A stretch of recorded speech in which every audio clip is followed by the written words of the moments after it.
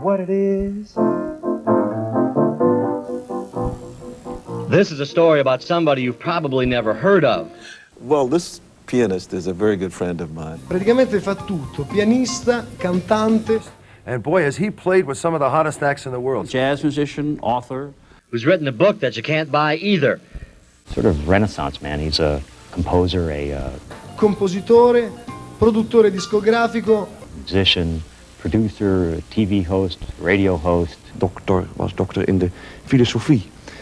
I've heard about him for years. I've heard him on the radio playing, and he was a disc jockey. Conduttore di programmi televisivi importanti negli Stati Uniti, radiofonici. If you are a jazz fan, you might have run across his music along the way, but even then, you probably do not have more than one of his albums stacked somewhere. His name is Ben Sidran. Ben Sidran. Ben Sidran. Ben Sidran. Ben Sidran. Mr. Ben Sidran. Ben Sidran, no. Ben Sidran ist ein Vollblutmusiker. Madison musician Ben Sidran. The New York pianist Ben Sidran. From Madison, Wisconsin, jazz musician and writer Ben Sidran. Ben Sidran? Ben Sidran. His name is Ben Sidran, a 36-year-old former college professor from Wisconsin. Ben is what they call a jazz rock specialist. He started out recording with the Steve Miller Band and Boz Scaggs. And Ben is one of those guys who reinvented himself. I mean, most of us, I had to come to New York. Most of us have to go to one of the centers to make it. He went to the centers and didn't like it. And he said, later, I'm going back to Wisconsin, and he really proves for me the kind of thing that jazz is inclusive, because he brings to it some of his Jewish heritage and really makes it work. And it's very exciting. The point is, Ben Sidran is one of those artists who travels in the music underground. You got to be nice to the people on the way up. You're gonna see them on the way back down. Sidran also holds informal history classes when he performs around the country. At this Chicago club, he celebrates the talents of jazz greats from the past. Some of you know I like to talk about the history of this music. I like to talk about the history of this music so much that I can go on and on and on and on, to save you the pain of that experience.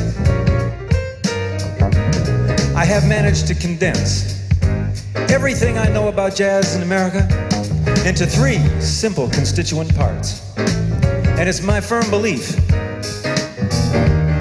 that after laying these 3 simple elements upon you, you too will know everything you need to know about jazz music in America. How can he do it, they say? They ask, how can he do it? Can he do it? Yes, indeed, he can.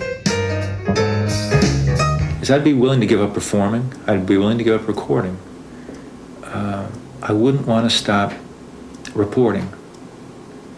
I'm driven to produce pieces that capture, not manufacture, that capture moments of this living thing, because it's gone. Okay, Ben, far away. As we're talking, you're starting to do some drawing. You always been involved in drawing?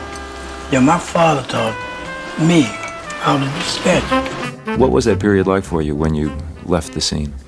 My first really disappearance came around 59, and what was happening was this, Ben. I was getting a lot of play from people. Every place I went was Sonny Rollins, and oh boy, he's the cat to see. Which was good, except that I didn't have the feeling within myself that I was really able to put out what they expected from me. You've been referred to as a one-man university for young jazz musicians. Mm-hmm. What do you look for in a young player? A lot of musicians I hear I like to have in the band, but they won't fit. Their personalities won't fit. You have to find out about their backgrounds and their dislikes to bring about a cohesion in the band and into the music. Ben Sidran music is kind of quirky.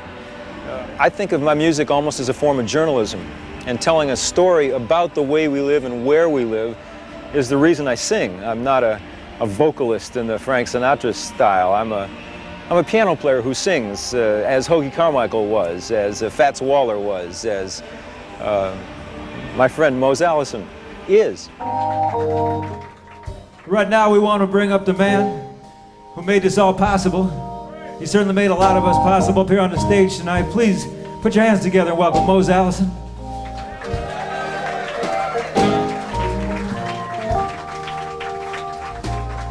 Mose, welcome. I believe you have a message this evening. The past ain't what it was, and the future won't be here long. Now we're all just the sons of the downward bums, waiting in the water of the infinite flow. And every time you take a look, there's another dead guy in your address book. Where have all the good ones gone? Why did they leave us here to carry on? Words can't be trusted. For example, a lot of things you can say that just don't make sense. Here's one. How much does the world weigh? How much does the world weigh? Well, of course, the answer depends on where you're standing. To weigh the world, you got to get off of the world. It's an old conundrum. Thousands of years ago, the answer was presented